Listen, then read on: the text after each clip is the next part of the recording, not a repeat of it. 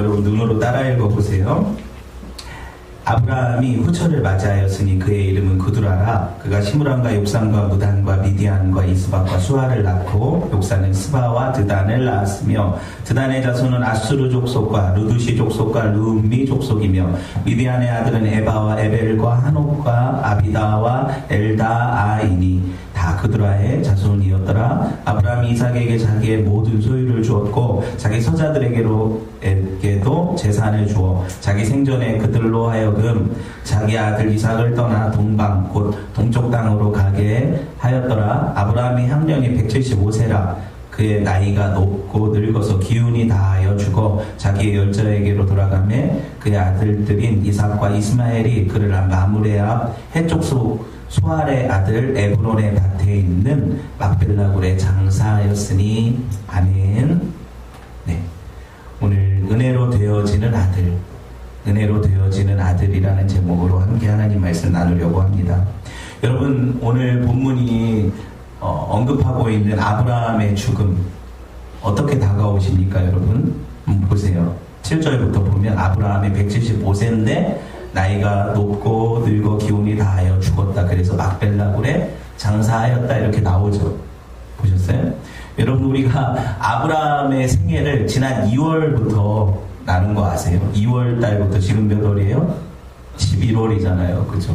아브라함 한 사람의 인생을 추적하면서 우리가 9개월째 강론을 하고 있어요. 여러분, 그렇다면 저와 여러분이 그냥 그 시간을 허송한 게 아니라 아브라함의 삶의 여정과 함께 저희가 같이 걸어왔다는 거예요. 그쵸? 그가 갈대아우르 하란을 떠날 때 우리도 같이 떠나왔고요. 맞죠? 그 부르심에 따라. 그리고 그가 아버지 데라를 하란에 묻고 또 가나안으로 들어갈 때 우리도 같이 갔고요. 거기서 예배할 때도 같이 있었고 또 롯과 헤어질 때도 같이 있었고 소돔과 고모라를 위한 중보 때도 우리도 그 중보의 현장에 같이 있었고, 그렇죠? 여러분 다 기억하시죠? 이 모든 인생의 여정 가운데 여러분 아브라함이 살아온 생애가 우리가 같이 걸어온 길이었어요. 그렇죠? 그래서 아브라함의 삶이 우리 모형이라고 하지 않습니까? 성도들은 그 믿음의 여정을 따라 사는 삶이라는 거예요. 여러분, 근데 오늘 이런 아브라함의 생애 마지막이라고 하니까 좀 서글프지 않으세요? 아니군요. 그러니까 이제 아브라함이 죽으니 이삭은 언제 죽고 야곱은 언제 죽고 네, 그런 분위기예요. 네, 이렇게 하다가 성경을 언제 보냐, 창세기 지금 몇 장이지 아니야. 네, 알아요 저도. 근데 중요한 게 뭐냐면 빨리 많이 보는 거 전혀 중요하지 않아요. 여러분 보세요. 창세기를 제대로 여러분이 뼈대를 세우면요, 나머지 전체 성경이 거기 살만 붙이면 돼요. 창세기가 모든 것의 시작이고 원류거든요. 거기서 모든 성경들이 파생이 되는 거예요. 여러분, 그러니까 창세기를 제대로 알고 있으면 전체 성경을 이해할 수 있는 폭이 생긴다는 거예요. 여러분 그거를 기억하시고 좀 더디 가더라도 괜찮다 그렇게 생각하시면 될 것 같아요. 차치하고 아브라함이 175세를 향수하고 죽었죠. 되게 오래 살았어요. 175세. 오늘날로 보면 엄청 오래 산 거죠. 근데 이게 그에게 주어진 사명의 길이라는 거예요. 하나님이 그에게 허락하신 시간이라는 거예요. 이해되셨어요? 모든 인생들에게는 각자에게 허락된 하나님의 그 삶의 기회들이 있어요. 원어로 표현을 살려보면 이래요. 그가 산 해들의 날들이 100하고도 70하고도 5년이다 이렇게 번역할 수 있거든요. 하나님이 그 시간을 그에게 허락하셨다는 거예요. 그래서 그 안에 일어나는 모든 일들 가운데 그가 우리와 마찬가지로 하나님을 경험하고 가는 거예요. 아시겠죠? 그 본향으로 돌아가는 것 아닙니까? 죽음이, 성도의 죽음이, 그죠? 근데 허락하신 역사 안에서, 그의 시간 안에서 하나님을 얼마만큼 경험하고 가느냐, 그리고 어떻게 경험하고 가느냐, 그게 저와 여러분에게도 동일하게 일어날 거라는 거예요. 성도의 죽음이 끝이라고 말하지 않죠, 성경은. 그죠? 성도의 죽음은 또 다른 세계로 가는 문이라고 얘기했잖아요. 그걸 열어 젖혀야 우리가 저 영원한 천국으로 가는 거잖아요. 그죠? 그런 의미에서 아브라함도 막벨라 굴이라는 그 굴을 사지요. 그죠? 그래서 먼저 사라를 장사 지내고 자기도 거기 묻혀요. 그 무덤이 어디에 있습니까? 하나님이 약속으로 주신 땅 가나안에 있다고 했잖아요. 그렇죠? 그들이 바라는 것은 자기가 떠나온 갈대아 우르 하란으로 다시 돌아가는 게 아니었다는 거예요.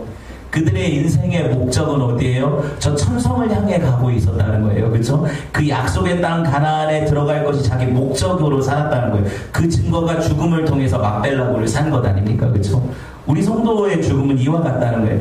내가 진짜 본향을 찾는 사람이라는 것을 증거하는 삶, 그렇게 죽는 삶, 그렇죠? 나 정말 죽기 싫어 하면서 하나님이 부르실 때에도 내 연한을 거절하고 내가 그렇게 막 아둥바둥 그냥 하루라도 더 살려고 하는 것이 성도의 삶이 아니라는 거예요. 그건 이 땅이 너무 좋다는 얘기잖아요. 그렇죠? 그렇게 보시면 아브라함은 그 연수가 닿을 때 하나님의 부르심 앞에 자기 달려갈 길 마치고 간 거예요. 얼마나 은혜입니까? 그렇죠? 오늘 이 삶을 히브리서가 뭐라고 표현하는지 제가 보여드릴게요. 봅시다. 히브리서 11장 13절에서 16절 말씀이에요. 이 사람들은 따라 읽어보세요.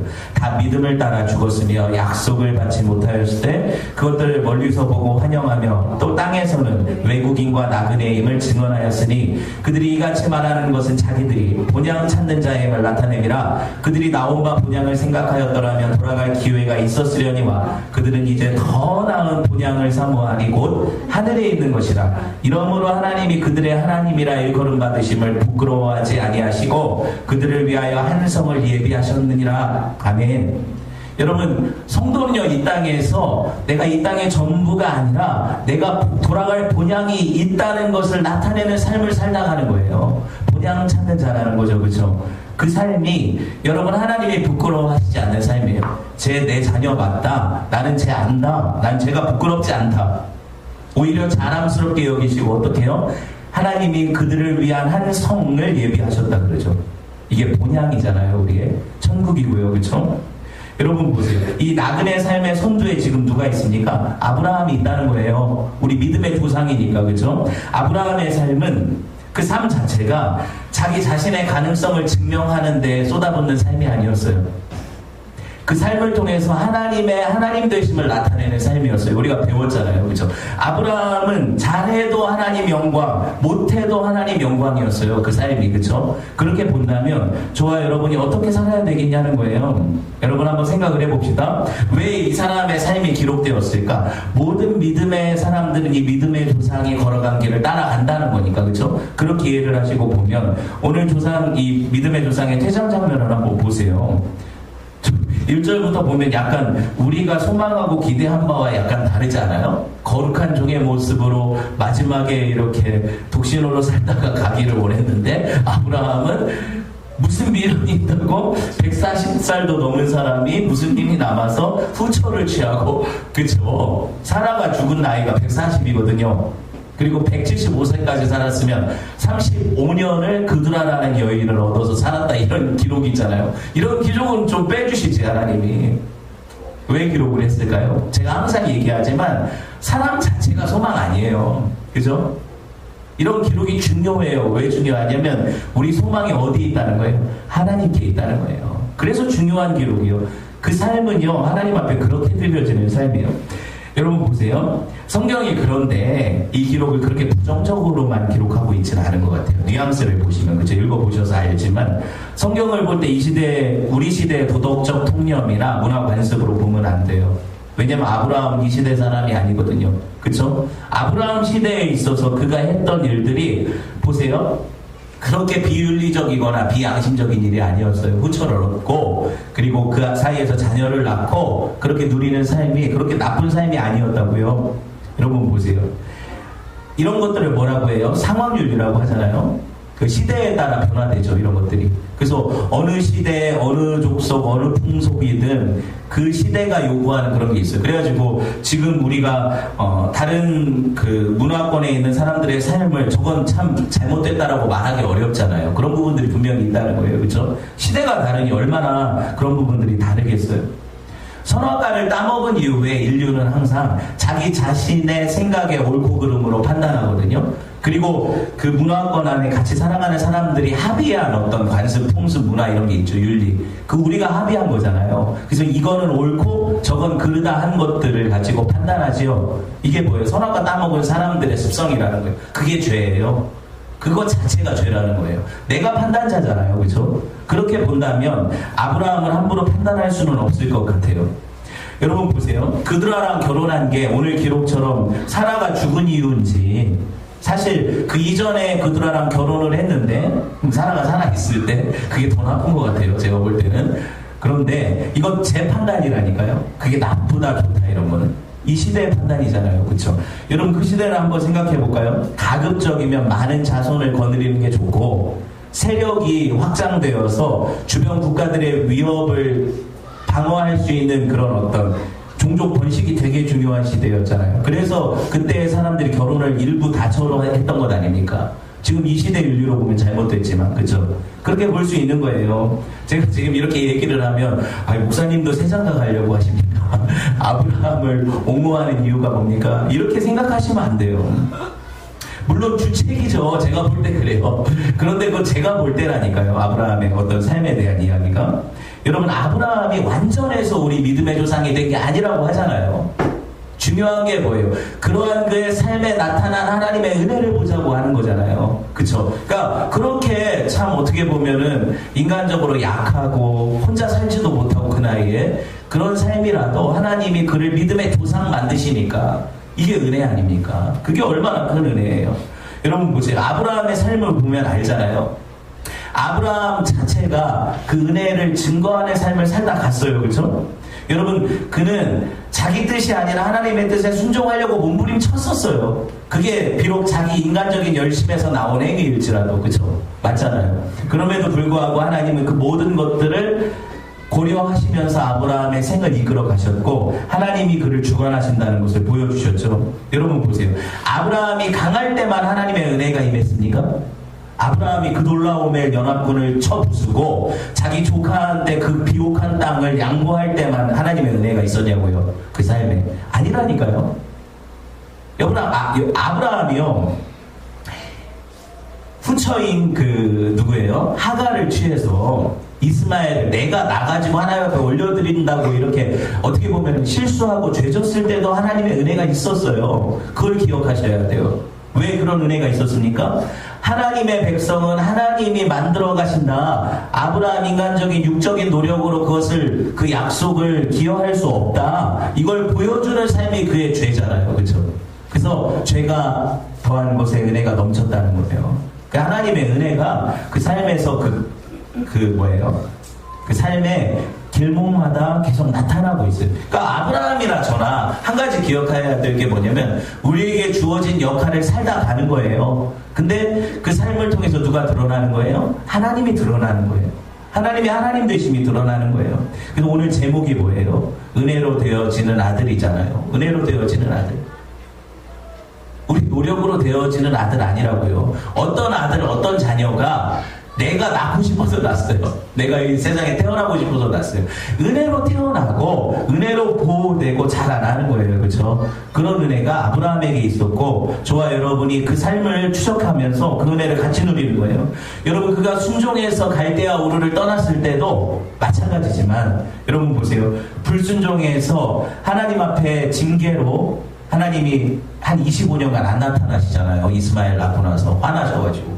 그렇죠? 그런 순간에도 하나님은 아브라함을 그 손에 쥐고 계셨다는 거예요. 그거를 우리가 경험하면 뭐가 두렵습니까? 그게 우리 삶에 나타날 거라고 생각하면 무엇이 우리로 하여금 하나님께로 못 나가게 할 거예요? 아니잖아요. 그렇죠? 내가 늘 잘해야 된다면 그런 부담감이 우리를 얼마나 짓누를까요? 그렇죠? 그렇게 살아야만 하나님의 영광이 된다면 성도가 얼마나 신앙생활 자체가 숨막히겠어요? 이해되세요? 하나님 손 안에 있어요. 저와 여러분은. 제가 이렇게 얘기를 하면 그러면은 막 살아도 된다는 얘기네. 이렇게 나가는 게 우리가 하나님을 모른다는 거라니까요. 그렇게 생각하는 것 자체가 하나님을 모르는 거예요. 제가 하는 말은 뭐예요? 우리의 어떠한 삶의 방식이든 하나님께서 그것을 쓰실 수 있다는 하나님의 주권을 높이는 거지. 그쵸? 내가 그렇다고 해서 막 살아도 된다는 얘기가 절대로 아니잖아요. 여러분 한번 생각을 해보세요. 사람은 완전하지 않잖아요. 맞잖아요. 그쵸? 내가 아무리 주를 위해 산다고 해도 그 열심히 헛된 것일 수 있다는 얘기를 하는 거예요. 그럼에도 불구하고 하나님은 우리 삶에서 역사하시고 당신의 영광을 충분히 받으실 수 있는 분이시라는 거예요. 그런 하나님의 광대하심을 안다면 그런 두려움을 가지고 신앙생활 하지는 않는다는 얘기죠. 아들됨을 가지고 이 자유함으로 신앙생활하는 그 기쁨을 아세요? 여러분 그 기쁨을 아셔야 돼요. 오늘 은혜로 되어지는 아들이라고 하잖아요. 어떤 아들이 부모에게 용돈 안 준다고 부모가 호적에서 팝니까? 어떤 아들이 내 말 안 듣는다고 그 아들을 내쫓고 영원한 불못으로 던질까요? 어떤 부모가 어떤 아들을? 아니잖아요 그게. 그렇다면 그 자녀됨의 삶이 얼마나 풍성합니까? 그쵸? 자기가 수고하지 않아도 하나님 아버지께서 먹이시고 입히시는 삶이잖아요. 보호하시고 간섭하시는 삶이잖아요. 그쵸? 그 풍성함을 누리지 못하면 신앙생활이 어때요? 내가 예수 믿고 왜 이 지질이 고생이냐? 내가 진짜 예수 안 믿었으면 세상에서 잘 나갔을 텐데 왜 이렇게 예수 믿고 나서 이렇게 내 삶이 힘겹냐? 이렇게 되잖아요. 그거 아니라고요.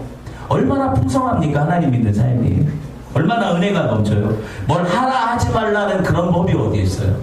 그런 게 아니에요. 성경에 하나님의 은혜의 법은 그런 게 아니라고요. 여러분 보세요.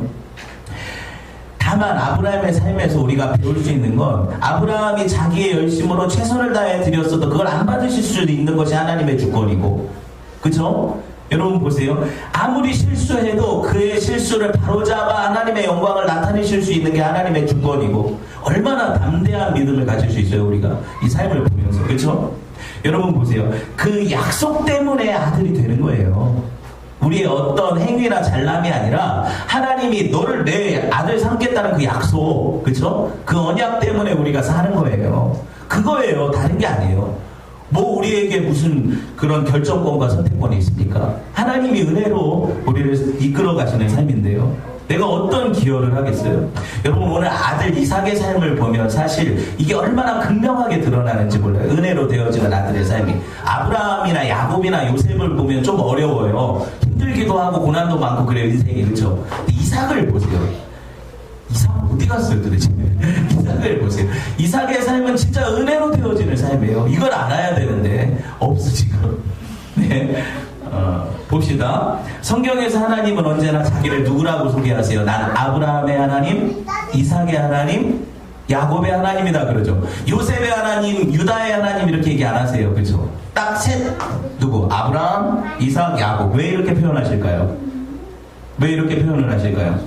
그들이 믿음의 백성들의 그 계보에 있어서 맨 앞줄에 선 세 조상이기 때문이기도 하겠죠. 그런데 그보다 더 중요한 이유들이 있어요. 뭐냐면 이 셋이 같이 한 장막에 거했거든요. 그래서 우리를 그 장막에 거하는 삶이라고, 나그네 삶이라고 하잖아요. 아브라함 할아버지가 살아계실 때 야곱이 태어났어요. 15년 정도를 계산해보면, 나이로 계산을 해보면 아브라함 사라 생전에요, 이삭이 당연히 있었고 이삭의 아들 에서와 야곱이 있었는데, 중요한 건 약속의 아들 야곱이니까 아브라함, 이삭, 야곱이 15년은 같은 거처에 살았다고요. 장막 생활을 했다고요. 그래서 하나님이 자기를 소개하실 때 뭐라고요? 아브라함의 하나님, 이삭의 하나님, 야곱의 하나님이라고 하는 거예요. 왜? 나는 그 나그네 된 삶의 아버지다 이거예요. 하나님이 너희 백성들, 그러니까 하나님의 백성들은 앞으로 아브라함과 이삭과 야곱의 삶이 걸어간 그 삶의 길을 따라올 거라 이거예요. 이해되셨죠? 그게 장막에 거하는 삶이거든요.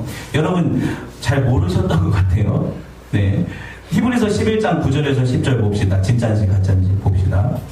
읽어봅시다. 시작. 믿음으로 그가 이방의 땅에 있는 것과 같이 약속의 땅에 거류하며 동일한 약속을 유업으로 함께 받은 이삭 및 야곱과 더불어 장막에 거하였으니. 맞죠? 같이 지냈어요. 아브라함하고 셋이. 이 세 명이요. 네. 더 재밌는 건 뭐냐면 아브라함, 이삭, 야곱의 삶을 연구를 해보면 이 삶 안에 뭐가 다 들어있냐면 성도들의 구원의 과정이 다 들어있어요. 진짜 신기하죠 성경이. 아브라함과 이삭과 야곱의 삶 안에 성도들의 구원의 여정이 다 들어있어요. 이걸 제가 설명을 해드릴게요. 여러분 개혁신학에서 성도의 구원의 여정을 9가지로 얘기를 해요. 9가지로. 뭐예요? 소, 중, 회, 신, 칭, 수, 성, 견, 영. 9가지요. 뭐냐면 소명, 부르심. 중생, 거듭남. 들어보셨죠? 다 이렇게 얘기하니까. 그리고 회개, 신앙, 그쵸? 그리고 칭의. 들어보셨잖아요. 그쵸? 수양, 양자됨이에요. 수양. 그리고 성화. 들어보셨죠? 견인, 성도의 견인, 그리고 영화, 마지막 영화로 단계로 들어가는 9가지 서정이 다 들어있는데, 여러분 제가 얘기하는 게 뭐예요 지금? 아브라함, 이삭, 야곱의 삶에 이 9가지가 다 들어가 있는 거예요. 근데 그들은 공이 자기의 역할이 있었어요. 가령 아브라함은 소명, 중생, 회개, 신앙의 역할을 감당했어요. 신기하죠? 이삭은 칭의와 수양과 영화의 단계를 보여줘요. 이거 제가 설명을 해드릴 거예요. 야곱은 성화와 견인 힘들죠. 야곱 삶이 그렇게 힘들었어요. 이거 다 그들의 삶에 영적인 어떤 그 구성 요소가 있다는 거. 이거를 제가 설명을 해드리려고 해요. 여러분 한번 생각을 해봅시다. 이거 논리적인 순서예요. 시간적인 순서가 아니라 어떤 사람이 구원받을 때 한꺼번에 일어나는 과정일 수 있어요. 소명과 함께 중생과 회개와 신앙이 한꺼번에 일어날 수 있다는 얘기예요. 칭의도 그렇고, 그렇죠? 영화는 나중에 단계가 되겠지만 여러분 보세요. 이 모든 것들이 동시다발적으로 일어날 수 있고 모든 성도들 개개인 안에서 다 일어나요. 이 9가지 여정이. 저와 여러분이 한 사람 안에서 이 9가지 다 경험할 수 있다는 얘기예요. 그런데 굳이 왜 아브라함, 이삭, 야곱의 삶에서는 이 여정이 각자도 다 있을 텐데, 그렇죠? 다 각자도 있을 텐데 왜 특별한 부분이 부각되어 나타나는가가 중요하겠죠. 제가 얘기하려는 이유가 그거잖아요, 그렇죠? 이유가 있죠, 당연히. 그들의 삶이 우리의 삶의 모형이기 때문에 그렇다는 거잖아요. 성도들이 어떠한 방식으로 구원의 여정에 참여하는가 아브라함이 보여주고, 그 다음에 이삭이 바톤 타치에서 보여주고, 야곱이 보여주니까 그걸 한번 봅시다. 가령 여러분 보세요. 아브라함의 생애 가운데 제가 확실히 볼 수 있는 게 뭐라고 했어요? 소명과 중생과 회개와 신앙이라고 했죠. 여러분 아브라함이 창세기 12장에서 어떻게 돼요? 하나님 앞에 부름받잖아요. 부르심, 콜링, 이걸 뭐라고 불러요? 신학 용어로 소명이라고 하잖아요, 그렇죠? 갈대우르를 떠나 네 본토 친척 아비집을 떠나 내가 지시할 땅으로 가라. 부르심, 그쵸? 소명이 나타나잖아요. 이해돼요 지금? 네. 중생은 뭐예요? 넌 아브라함이라 하지 말고 네 이름을 뭐라고 해라? 아브라함이라고 해라. 거듭나. 새롭게 태어나. 왜? 이름 자체를 고쳐주셔서 너는 열국의 아비라는 거잖아요, 그쵸? 그게 바꿔주시잖아요. 회개는 어디서 나타나요? 내가 이삭을 기다리지를 못하고, 약속을 기다리지 못하고 이스마엘을 낳는데, 그쵸? 그 삶의 회개가 일어나서 하나님의 약속을 믿게 되었고 그게 기록되잖아요. 그러면서 약속의 아들 이삭을 갖게 되죠. 회개, 신앙은 뭐예요? 100세에 얻은 아들을 갖다 바쳐라 그러는데 바치잖아요. 신앙, 믿음. 아브라함의 삶에 극명하게 드러나죠. 그 4가지 진리가. 맞죠? 그렇게 볼 수 있어요. 보세요. 그런데 여러분 이삭의 삶이 최고예요. 이삭의 삶은요 거저 얻어지는 삶이에요. 그래서 은혜로 되어지는 아들의 삶이라고 얘기하는 거잖아요. 보세요. 칭의, 아무것도 한 일 없는데 거저 주시는 의롭다 이삭. 그리고 뭐예요? 제가 얘기했던 수양, 아들됨. 아들의 그 은혜를 입어서 그냥 태어나면 되는 거예요. 아무것도 없어요. 그 약속에 의해서 태어나서 아버지 유산을 다 받아. 맞죠? 아들됨. 그리고 영화는 뭐예요? 우리 구원의 최종 단계잖아요. 천국에서 누리는 삶. 왜 이삭이 영화 단계를 보여주냐면 이삭은요 고통 없이 그 인생 동안에 어려움 없이 그 풍성함을 누리며 살다 갔어요. 그냥 복된 삶이에요, 이삭 자체가. 그래서 영화의 단계를 보여주는 거예요, 그 삶 자체가. 이삭이요 진짜 모든 성도들이 나는 어떤 삶을 택할 거냐, 만약에 그 선택권이 주어진다면 아브라함을 택하시겠어요? 아니면 이삭을 택하시겠어요? 야곱을 택하시겠어요? 야곱은요 아내 얻으려고 20년을 고생했어요. 그런 삶을 택하시겠어요? 삼촌이 맨날 거짓말하고 그렇게 힘들게 하고 자기 딸은 강간당하고. 야곱 보통이 아니죠. 그래서 그 바로 앞에 섰을 때 내가 몇 년 못 살았는데 우리 조상들보다 덜 살았는데 험악한 세월을 보냈다고 하잖아요. 야곱 얼마나 힘들었으면 죽을 때 그런 얘기를 하잖아요, 그렇죠? 여러분 보세요. 그런 삶을 원해요? 안 원하시잖아요. 여러분 이삭의 삶은 칭의, 수양, 그리고 영화의 이런 우리 구원의 서정을 보여줘요. 세상 사람들은 아니요, 예수 믿는 사람들은 그 소원 자체가 사실 우리 마음 중심의 소원 자체가 이삭 같은 삶을 살기를 원해요. 칭의 받았잖아요. 하나님의 은혜로 거저 의롭다함을 받았잖아요. 그렇죠? 그리고 그 아들됨을 풍성히 이 땅에서도 막 누리기를 원하잖아요. 하늘에 부유한 것들이 내게 쏟아져서 그걸 쓸 수 없이 쓰다 가기를 원하잖아요. 평안하고 아무런 어떤 걱정 없이 고난 없이 살다가 영화로운 단계로 천국에 올라가 끝. 이렇게 사는 걸 제일 원하잖아요. 이게 우리 기도 제목이 될 테고. 맞잖아요. 그런데 여러분 분명히 기억해야 될 게 뭐냐면 성도들 삶의 한 부분들이 그렇게 나타날 수 있는데 이삭과 같은 삶만을 살 수는 없어요, 우리가. 왜냐면 아브라함의 인생 여정이 우리 안에 들어와 있고 이삭의 여정도 분명히 있고 우리 삶 가운데, 그리고 야곱의 삶이 또 저와 여러분 안에 허락되어 있어요. 이게 다 경험되어져야 그래야 천국 가는 거예요. 그런데 여러분 보세요. 왜 그럼 이삭 삶은 이렇게 편했습니까?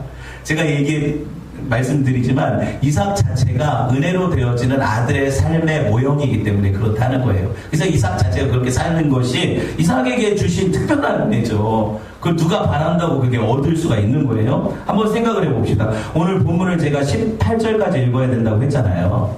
왜 18절까지 읽어야 돼요?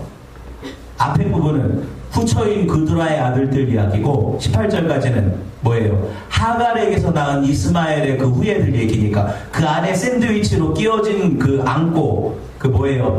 패티. 그게 제일 중요하죠. 이삭의 복이 제일 중요하다는 그 아들들, 서자들이잖아요. 이 서자들의 삶 중심에 누가 지금 들어와 있어요? 이삭의 삶에 들어와 있고 그 이삭의 삶의 양태는 뭐예요? 오직 아버지의 풍성한 것들을 물려받아서 잘 살다 갔다 이거예요. 얼마나 여러분 보세요. 여기 보시면 자녀들에게, 나머지 자녀들에게는 뭘 줘요? 아브라함이 유산으로? 별거 준 게 없어요. 왜 별거 준 게 없냐면 그 이전에 누구한테? 이삭한테 자기 모든 유산을 다 물려줬다고 써 있잖아요. 다 물려줬으니까 뭘 줄 게 있어요? 나머지 자식들한테는 그냥 진짜 아무것도 아닌 것들 나눠주고 그렇게 살아라 그랬다고요. 여러분 이렇게 보면 아브라함이 이삭만 편애하고 그도 지 새끼인데 너무한 거 아니냐 이렇게 인간적으로 보면 그래요. 그쵸? 인간적인 눈으로 보면. 근데 그게 아니에요. 여러분 그런 비정한 아버지였다 이걸 보여주는 게 아니라 아브라함과 이삭의 삶이 이런 은혜로 되어지고 온전히 하나님께서 풍성한 공급하심으로 되어지는 성도의 삶이라는 걸 예표하기 때문에 그래요. 그걸 보여주기 위한 어떤 측면에서 유산 분할이거든요. 성도는 하나님의 모든 것을 상속한다는 거잖아요. 이해되셨어요? 이삭은 아버지의 모든 걸 다 받아 누리잖아요. 그게 성도의 삶이라는 걸 보여주는 거니까 나머지 그럼 믿지 않는 사람들도 이만큼이나 띄워주고 또 안 믿는 사람들한테 또 이만큼 띄워주면 성도에게 주어지는 하늘의 그 신령한 것들은 얼마나 남겠어요? 아니잖아요. 그래서 그걸 보여주는 거예요. 이삭이 뭐다? 하나님의 그 약속의 아들이다. 그리고 이 이삭이 예표하는 것은 누구다? 저와 여러분 교회 성도라는 거예요. 이 성도의 삶이 하나님께서 주시는 값없이 주시는 은혜로 되어지는 삶이라는 거죠. 조금 더 집중을 해봅시다. 요한복음 1장 12절에서 14절 볼게요. 이거 신약에 와서 이걸 어떻게 표현을 해요? 영접하는 자, 곧 그 이름을 믿는 자들에게는 하나님의 자녀, 아들이 되는 권세를 주셨으니 이는 혈통으로나 육정으로나 사람의 뜻으로 나지 아니하고 오직 하나님께로부터 난 자들이니라. 말씀이 육신이 되어 우리 가운데 거하시매 우리가 그의 영광을 보니 아버지의 독생자의 영광이요 은혜와 진리가 충만하더라. 여러분 오직 그 언약에 의해서 그 약속의 시인 예수 그리스도를 마음에 담은 사람들이 하나님의 아들들이 되는 거예요. 저와 여러분이죠. 그렇죠? 하나님의 아들들이 되는 거예요. 이 아들들은 뭘 상속받아요? 하나님의 모든 것들을 상속받아요. 그게 자녀됨이잖아요. 그렇죠? 그게 자녀예요. 하나님의 하늘에 속한 신령한 은혜들을 우리 모든 성도들에게 풍성하게 공급하신다는 진리가 이삭의 삶에 나타나요. 아브라함이 다 주잖아요. 그러니 여러분 우리가 뭘 그렇게 없다고 힘들다고 그렇게 살 수가 있어요. 여러분 하갈에게서 낳은 이스마엘과 그 후손들의 이야기가 기록된 것도 중요하죠. 왜냐하면 대비가 되잖아요. 걔네들 별로 못 얻었고 우리는 이렇게 많이 하나님께서 공급하신다. 근데 왜 니네는 걔네들의 삶을 부러워하냐? 걔네들이 얻은 것이라고는 일반 은총적인 거다. 그러니까 육적으로 번성하고 뭐 세상에서 돈 많이 벌고 이건 이스마엘에게도 허락된 삶이에요. 부스러기 은혜라고 하는 거죠. 부스러기 은혜. 그쵸? 우리는 근데 그 부스러기만 바라보고 메인을 안 봐요. 그러니까 에피타이저만 먹다가 나중에 중요한 그 코스 요리가 나오면 그때 배불러서 먹지를 못해요. 아니 디저트만 먹다가 에피타이저만 먹다가 이제 큰일 났네요. 머리에서 꼬이고 있어요. 중요한 게 뭐예요? 여러분, 약속의 아들 이삭 주변에는 항상 그 약속을 위협하는 다른 아들들이 있거든요. 그게 세상이거든요. 우리 주변에 불신자들이 항상 이삭의 삶을 자기들이 어떻게 보면은 되게 부럽죠. 왜냐면 하늘의 모든 신령한 것들을 다 받아 아버지 유산을 누리니까 우리의 삶이 부러운 거예요. 그런데 그 부러움이 어떻게 표출이 되냐면 미워함으로 나타나고, 내가 못 얻었으니까 그걸 공격하게 되고 그렇게 되는 거거든요. 그러니까 교회는 항상 불신 세상에서 공격받는 게 맞아요. 지들이 잘못해서 공격받는 거 말고. 이해되셨어요? 그런데 여러분 보세요. 제가 아까도 얘기했지만 교회가 그 불신 세상을 부러워하면 뭐예요? 자기는 하나님의 아들의 그 풍성한 지위를 못 누린다는 고백이잖아요. 나는 그런 은혜를 풍성하게 공급받지 못하고 있다는 증거잖아요. 그러니까 세상 사람들의 부스러기가 그렇게 부러운 거죠. 맞잖아요. 그렇죠? 누가 아니라고 할 수 있어요. 그런 것들이 부럽다는 것 자체가 내가 하나님으로부터 온전한 하늘의 유산을 못 상속받았다는 얘기예요. 그거 못 쓰고 있다는 거예요. 그러니까 부럽죠. 여러분, 뭐가 부러운 거예요 도대체? 내가 아웃백에서 스테이크를 먹었는데 왜 컵라면이 그렇게 부럽냐고요. 그 뭐가 그렇게 부럽냐고요. 그렇죠? 우리의 은혜, 하나님 주신 은혜는 이 십자가 복음 안에서 아무런 우리 노력 없이 아들로 받아들여진 거예요. 그리고 그 아들의 이름으로 모든 것들을 누리는 거예요. 이게 신앙생활이거든요. 우리 삶에 이게 안 나타나니까 세상 사람들도 교회를 안 부러워하고, 예수 믿는 사람들 뭐 이렇게 지질이 궁상맞고 그렇게 사냐? 안 부러워해요. 맞잖아요. 그렇죠? 우리 삶에 그런 것들이 나타나면 당연히 부러워하겠죠. 쟤네들은 돈이 없어도 어떻게 저렇게 행복하냐? 세상의 신이 돈인데 그걸 못 가졌는데도 저렇게 행복하냐? 저들은 어떻게 저렇게 삶에 부요함이 있냐? 평강이 있냐? 나는 이게 하루도 두려워서 이게 나의 어떤 시큐리티, 이 안전을 보장하는 것들을 자꾸 막 마련하고 지키려고 하는데 쟤들은 저렇게 문 열어놓고도 자네. 그런 은혜가 우리의 삶에 있냐고요. 그 증거가 나타나야 돼요. 예수 믿는 사람들의 삶에. 그래야 예수 믿는 사람들은 정말 은혜로 사는 사람들이라는 증거가 드러나서 사람들이 부러워할 것 아닙니까? 그렇죠? 그 맞잖아요. 그렇죠? 여러분, 다른 게 아니에요. 내가 예수 믿는 삶에 그 아들됨의 증표가 드러나면 전도가 되는 거죠. 당연히. 그 사람들은 그걸 갈구하거든요. 나도 저렇게 평안하고 안정된 삶을 추구하잖아요. 모든 세상 사람들이. 나도 부유하고 나눌 줄 알고 풍성한 삶을 추구하잖아요. 세상 사람들 다. 그런데 우리 안에 그런 것들이 보여지면 저기 있나 보다. 내가 그렇게 추구하고 열심히 노력해도 얻지 못했던 그것을 저들은 가졌나 보다. 저들의 삶에 그게 있으니까 저렇게 여유롭지. 나도 저 삶을 따라 살아야 되겠다. 이게 전도지. 다른 게 뭐가 전도예요? 지금 제일 세상에서 불쌍한 사람인 것처럼, 제일 어떻게 보면은 찌질한 사람들인 것처럼 그렇게 막 가진 풍상을 다 떨고 있으니까 세상 사람들이 우리를 안 부러워하잖아요. 저 예수 믿어봤자 다 소용없구나. 저렇게 힘들구나. 내가 저거 왜 믿어? 그쵸? 그거 아니라고요, 진짜. 여러분이 부자가 돼서 그걸 나타낼 수 있다는 게 아니에요. 여러분이 되게 높은 위치에 올라서 그 능력이 나타난다는 게 전혀 아니에요.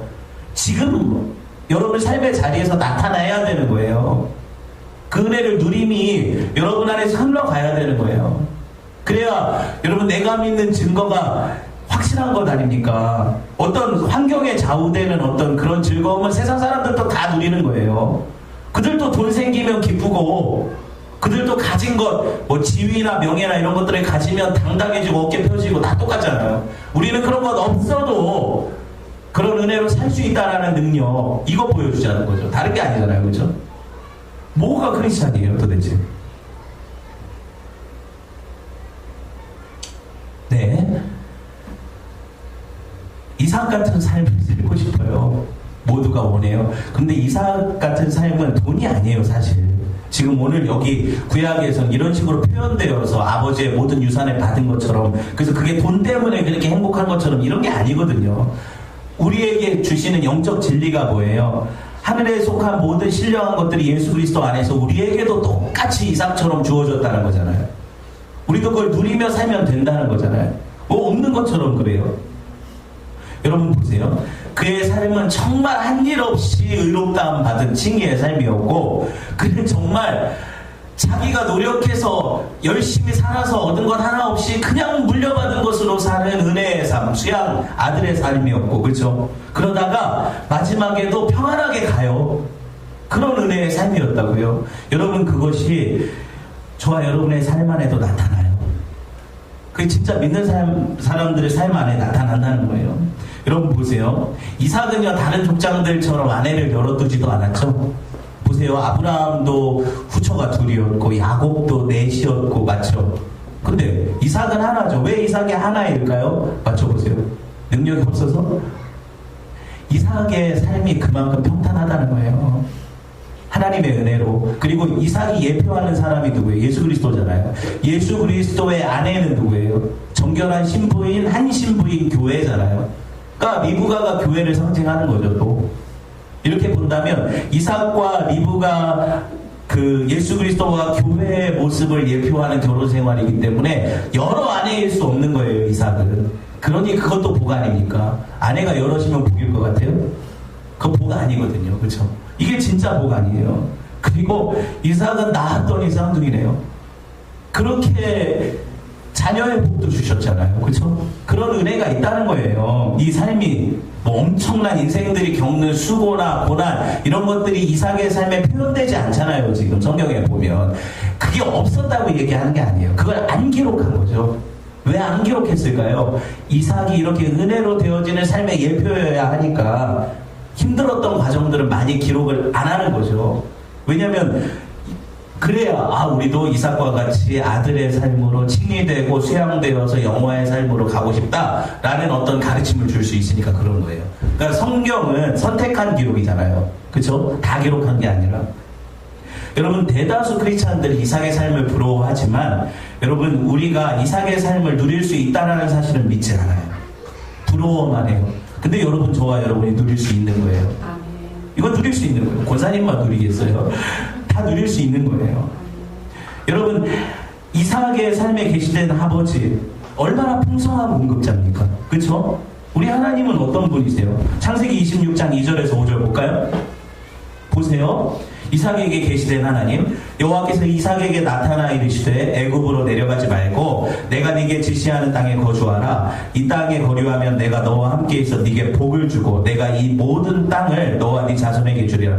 내가 네 아버지 아브라함에게 맹세한 것을 이루어 네 자손을 하늘의 별과 같이 번성하게 하며 이 모든 땅을 네 자손에게 주리니 네 자손으로 말미암아 천하 만민이 복을 받으리라. 이는 아브라함이 내 말을 순종하고 내 명령과 내 계명과 내 율례와 내 법도를 지켰습니다. 이삭이 뭘 해서가 아니에요. 누가 했어요 지금? 아브라함 아버지가 다 했어요. 아버지가 다 하셨다는 거예요. 그 이삭은 아버지가 한 걸 누리면 돼요. 이게 복이잖아요. 은혜로 되어지는 복이라고요. 하나님이 다 하셨다니까요. 저와 여러분이 하는 게 아니에요. 근데 이것을 누리는 것, 저와 여러분에게 주시는 은혜예요. 이거 얼마나 복이냐고요. 그렇죠? 이 삶을 계시하고 있어요. 자, 11절 볼까요? 오늘 11절. 아브라함이 죽은 후에 하나님이 그 아들 이삭에게 복 주셨다. 뭐 이런 내용밖에 없어요. 이삭은 복을 받았대요. 그냥 계속 복을 받았대요. 그저 아버지로부터 복을 받고 하나님으로부터 복을 받고 나중에 죽을 때도 복을 나누고 죽어요. 그쵸? 한번 볼까요? 히브리서 11장 20절 읽어봅시다. 믿음으로 이삭은 장차 있을 일에 대하여 야곱과 에서에게 축복을, 자기 아들들 축복하는 게 그 사명의 끝이었어요. 이삭의 다른 기록이 신약에 없어요. 그냥 내가 받은 복을 내 아들들한테 축복으로 나눠주고 끝. 여러분, 왜 이삭의 삶이 이렇게 기록됐을까요? 은혜로 시작돼서 은혜로 끝난다는 거예요. 복으로 시작해서 복으로 끝난다는 거예요. 이게 뭐예요? 성도의 삶이라는 거죠. 성도의 삶이라는 거예요. 왜 나는 아니냐고 그런 눈빛으로 저를 보시면 안 돼요. 여러분도 그래요. 여러분도 그걸 누리는 거예요 지금. 그걸 믿어야 돼요. 여러분 보세요. 이삭이 한 일이 신약에 뭐가 언급되어 있어요? 아무것도 없다니까요. 그냥 아들들 축복하고 죽었다 끝. 세상에 이런 삶이 어디 있어요? 제일 부러운 사람 아닙니까? 그가 농사하면 창세기에 100배나 결실하고, 맞죠? 25장에 나중에 배우게 될 거예요. 농사만 지면 그냥 남들 100배로 얻어요. 하나님 그렇게 복을 주세요. 뭐 이런 삶이 어디 있어요? 내가 100원 투자했더니 10,000원이 돌아오고 10,000원 투자했더니 계산이 안 되네요. 그런 은혜 보세요. 나중에 거부가 되고 양떼와 소떼와 노비가 힘이 많고 이게 기록이에요. 보세요. 그 다음 절 보여주세요. 이게 그냥 이삭이 누린 삶이에요. 그게 기록이에요. 이 풍성한 삶이 저와 여러분이 누린 자녀됨의 특권이라니까요. 구원과 함께 하나님이 이 모든 신령한 복을 주셔요. 받았어요. 그렇죠? 이미 받았어요. 그래서 하나님의 영원한 나라의 상속자가 죽어서 될 거예요. 또 지금도 누리고 있고 죽어서도 거기 가고 그거 다 누리고 내 거고 그렇죠? 내 거라고요. 여러분 그런 존재들이 이 땅의 사람들을 부러워하면서 그들이 가진 것들 때문에 연연하고 괴로워하고 슬퍼하는 게 이게 말이 되냐고요. 그게 성도예요. 얼마나 부끄럽습니까? 내가 얼마나 가진 것이 없다고 생각하면 그들이 부럽냐고요. 전혀 아니잖아요. 그렇죠? 안 부럽거든요. 웃기지 말라고 하세요. 안 부럽거든요. 여러분 보세요. 우리는 육체를 가진 연약한 존재들이 맞아요. 그래서 우리의 필요를 따라 하나님 앞에 공급하심을 구하는 것도 옳은 일이에요. 나쁜 게 아니에요. 여러분 하나님은 광야에서 이스라엘 백성들한테 야 니네는 말씀 10계명만 받아먹고 살아라 하지 않고 하늘을 열어서 광야에서 만나랑 메추라기를 주셨어요. 그렇죠? 맞잖아요. 그리고 반석을 터뜨려서 물을 마시게 하시잖아요. 생수를.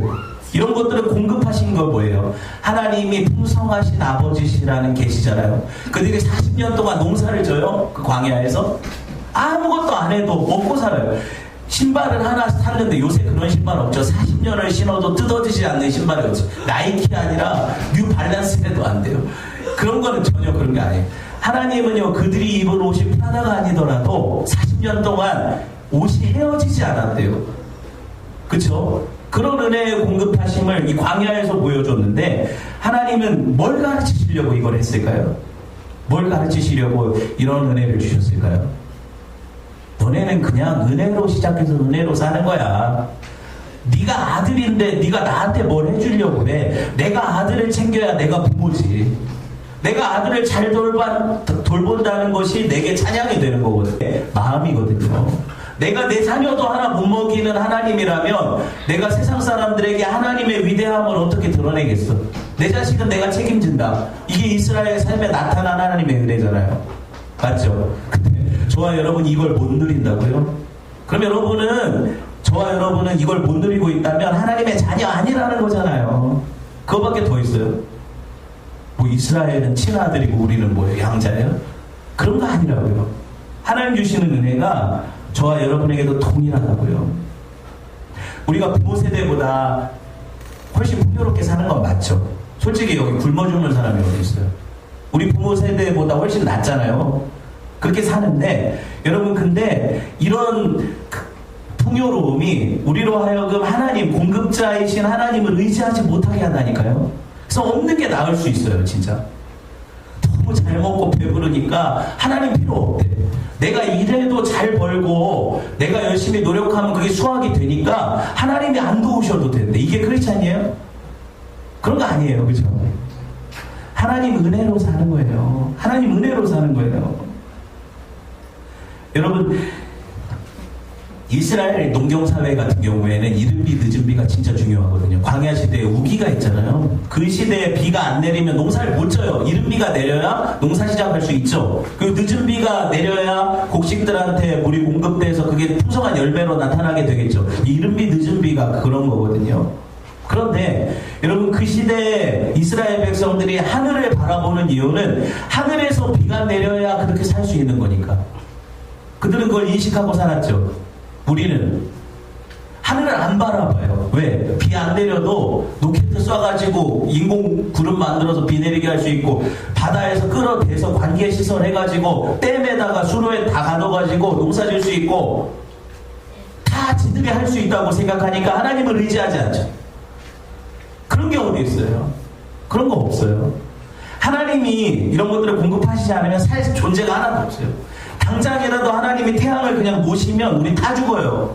그쵸? 도대체 우리가 뭘 믿고 뭘 하나님을 의지한다는 거예요? 물고기가 물을 떠나 살 수 있죠? 없어요. 하나님 떠난 피조물 못 살아요. 그쵸? 이삭의 삶이 바로 이 측면을 보여주는 거예요. 이삭은 그냥 은혜로 사는 거예요. 그래서 너는 고생 안 해도 돼. 내가 다 할게. 그게 하나님의 풍성하심이 이삭의 삶에 나타나고 그걸 보고 너네도 이게 아들이야. 이게 아들됨이야. 이 자녀됨을 누려봐. 라고 보여주는 삶이 이삭의 삶이에요. 오늘 말씀에 정리를 하려고 해요. 여러분, 아브라함도 이삭도 야곱도 각자의 삶을 살았어요. 그렇죠? 그런데 이삭의 삶에 도드라지게 나타나는 특징은 거저 주어지는 은혜로 살다 갔다는 거죠. 이게 저와 여러분에게 나타날 거예요. 여러분, 우리 삶의 여정에서 이런 은혜가 전혀 나타나지 않아. 난 한 번도 하나님이 뭘 기도해도 들어주신 적도 없고, 나를 먹여주신다는 그런 어떤 느낌도 받아본 적 없고, 난 혼자 살았어. 그건 고아라는 거잖아요. 고아. 근데 고아와 같이 너희를 버려두지 않겠다고 약속하신 그 약속. 여러분 삶에 일어나지 않았다면 여러분 자녀 아닌 거예요. 여러분 자녀됨을 누리세요. 이삭의 삶에 하나님 그 삶이 내게도 일어나 아버지의 풍성하신 공급을 경험하고 이 땅에서 그 신령한 은혜를 나누는 삶을 살기 원합니다. 하나님 그렇게 허락해 주십시오. 이것을 나눌 때 그게 증거가 되겠죠. 그런 삶이 저와 여러분에게 일어나기를 주님의 이름으로 축원을 드립니다. 우리 함께 말씀을 들었으니까 말씀 붙잡고 한 번만 같이 기도합시다.